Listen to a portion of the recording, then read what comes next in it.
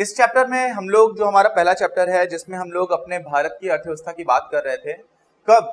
जब हमारा देश आजाद हुआ था, उस समय हमारे देश की अर्थव्यवस्था की स्थिति कैसी थी। उसमें अगली जो कड़ी आती है वो आती है कि अंग्रेजों के समय पर जो हमारे देश में औद्योगिकीकरण था उसकी क्या हालत थी, जो उद्योग थे उनकी क्या हालत थी। हम लोगों ने पिछले वीडियो में कृषि की बात की थी, खेती की बात की थी। अब उद्योगों की स्थिति कैसी रही है उस समय पर, इसकी बात हम लोग इस वीडियो में करेंगे।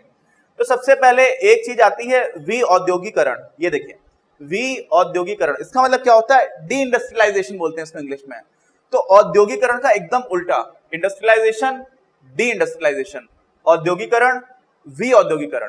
ठीक है, इसमें क्या होता है कि औद्योगिकरण का मतलब क्या होता है कि जहां पर मेन आर्थिक जो भी कामकाज हो रहा था वो खेती को छोड़ करके कोई उद्योग बनने लगे, है ना। जैसे कल कारखाने आ गए, फैक्ट्रीज आ गई, इनमें काम होने लगा, उसको हम लोग बोलते हैं औद्योगिकरण।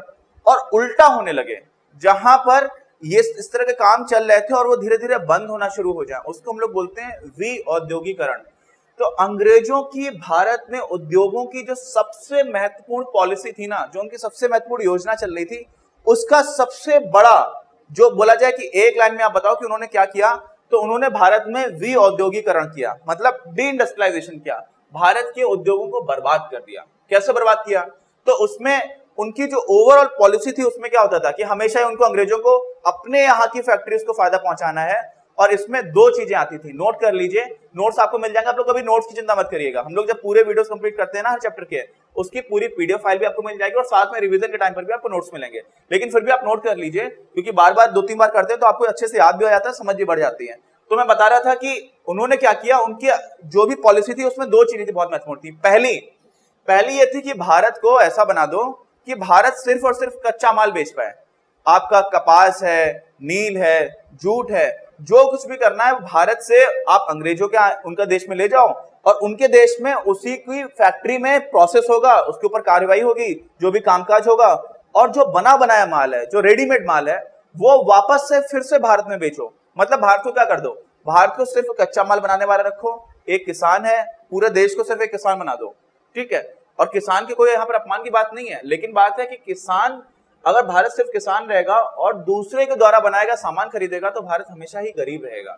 किसान होने के साथ साथ भारत में उद्योगों की भी जरूरत थी और इन लोगों ने पूरी पॉलिसी में यही काम किया कि कैसे कैसे कैसे कैसे ये काम किया जाए। हम लोगों ने जब अपने पहले वीडियो में बात की थी तो मैंने आपको थोड़ा सा बताया था संक्षेप में कि किस तरह से ढाका, क्योंकि पहले पूरा बंगाल अपना ही देश का हिस्सा हुआ करता था, फिर बाद में जब 1947 में विभाजन हुआ तो बंगाल का एक हिस्सा बांग्लादेश चला गया पाकिस्तान के पास, और उसके बाद से फिर एक हिस्सा जो पूर्वी पश्चिमी पाकिस्तान था जिसमें पंजाब का क्षेत्र आता था, सिंध का आता था, हम लोग के जनगण मन में सिंध अभी भी आता है, तो वो जो सिंध का हिस्सा था वो पाकिस्तान में चला गया था। और फिर उधर बलूचिस्तान है, वो सारी चीजें हटा दीजिए, लेकिन जो मेन मुद्दा है वो ये है कि ढाका में जो इंडस्ट्री हुआ करती थी हथकरघा की, ये अपने जो कारीगर थे वो बहुत ही अच्छा काम किया करते थे, वो पूरी दुनिया में बहुत प्रसिद्ध थी।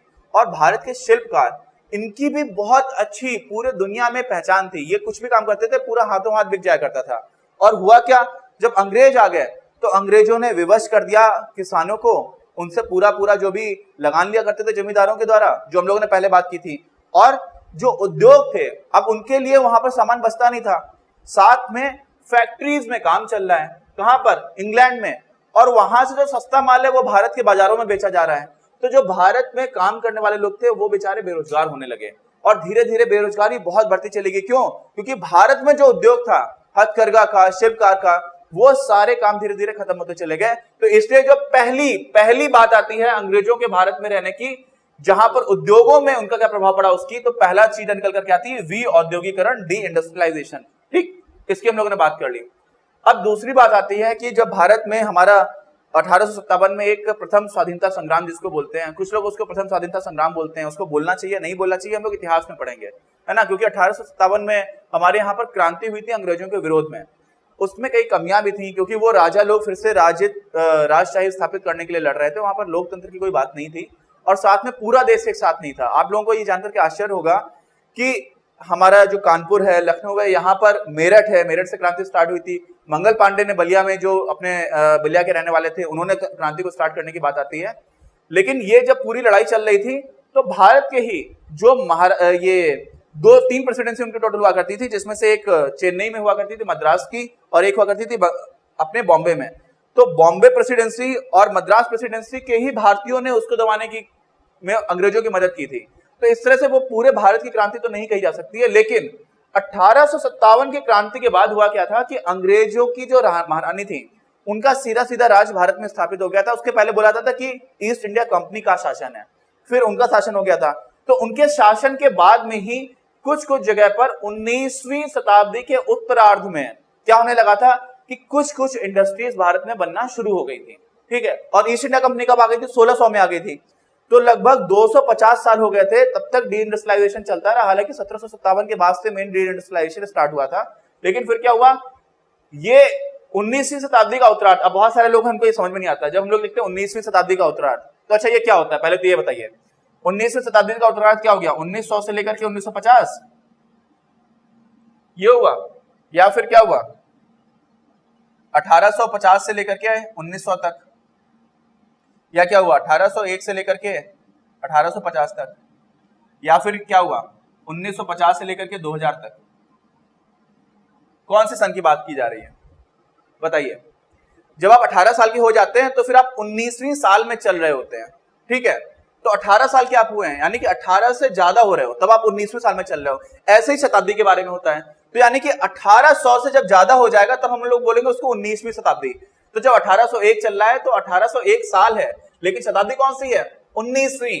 अब 19वीं शताब्दी में भी दो चीजें होती हैं, एक होता है फर्स्ट हाफ, एक होता है सेकेंड हाफ। फर्स्ट हाफ को हम लोग हिंदी में बोलते हैं पूर्वार्ध। क्या बोलते हैं? पूर्व अर्ध, मतलब पहले का जो आधा हिस्सा है। अब शताब्दी में कितने साल होते हैं? 100 साल होते हैं।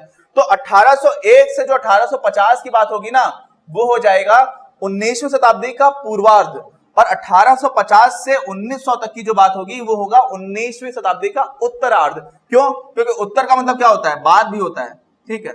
उत्तर के बहुत सारे अर्थ है, एक तो उत्तर दिशा है, फिर प्रश्न का उत्तर देने वाला भी उत्तर है, और उत्तर का एक अर्थ होता है बाद, ठीक है। तो उत्तर और आर्ध मतलब इसका बाद वाला जो आधा हिस्सा है।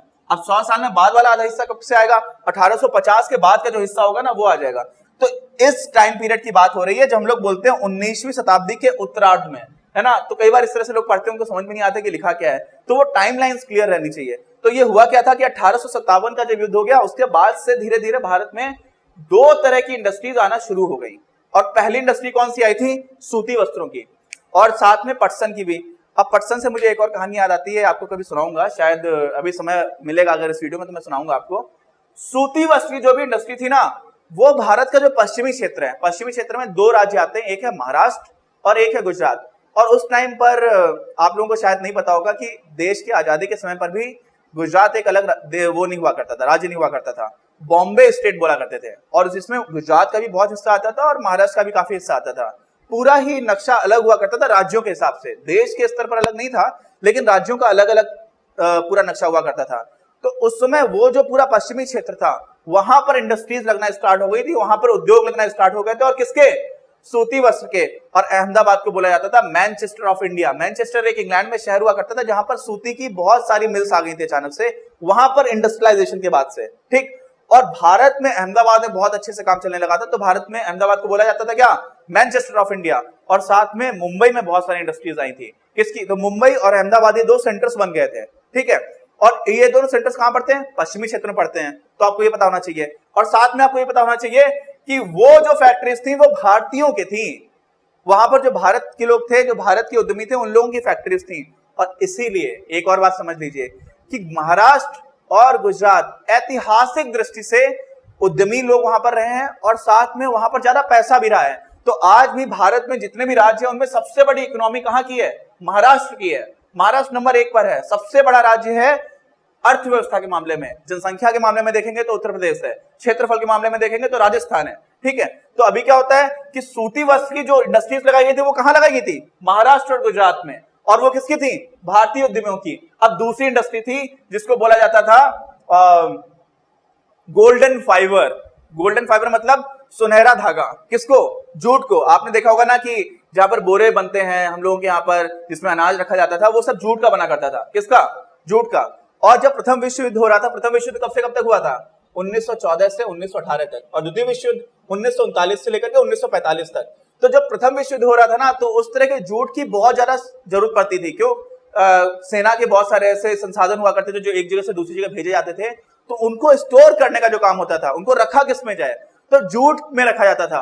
और जूट पूरी दुनिया में सबसे ज्यादा बंगाल में होता था। और हमारे यहाँ का जूट जो है बाकी जगह पर होता ही नहीं, उसके लिए अलग तरह की क्लाइमेट चाहिए होती है, पानी की बहुत ज्यादा जरूरत होती है, पानी में पहले सड़ाया जाता है, उसकी प्रोसेस भी बहुत अच्छी होती है, कभी उस पर भी एक वीडियो बनाऊंगा। तो उस पर क्या होता है कि जूट जो है ना वो हमारे यहाँ का एकदम मस्त बहुत बढ़िया इंडस्ट्री थी। और लेकिन उसमें बात यह थी कि वो इंडस्ट्री पूरी की पूरी विदेशी उद्यमों ने स्टार्ट की थी, तो उसमें विदेशियों का पैसा लगा हुआ था, उसमें भारत को फायदा नहीं होता था। और वो जूट इंडस्ट्री में काफी बड़ा हिस्सा जो बांग्लादेश का है वो तो आज भारत से अलग हो चुका है। साथ में फिर पश्चिम बंगाल में भी बहुत सारे ऐसे हिस्से थे जहां पर जूट का काम किया जाता था। तो इससे आपको क्या समझ में आया, ये तो था पश्चिमी क्षेत्र में, और बंगाल है हमारे देश के पूर्व क्षेत्र में। तो आप भारत का मैप देखोगे ना, भारत का नक्शा देखोगे तो आपको समझ में आ जाएगा कि बंगाल तो पूर्वी क्षेत्र में है और पश्चिमी क्षेत्र में हमारा क्या है पश्चिमी क्षेत्र में गुजरात और महाराष्ट्र। तो गुजरात और महाराष्ट्र में भारतीय उद्यमी थे और बंगाल में विदेशी उद्यमियों ने स्टार्ट किया था। इतना आपको समझ में आ गया। अब क्या आ गया, अच्छा ये हो गई। अच्छा पटसन की मैं कहानी सुनाता हूं आपको।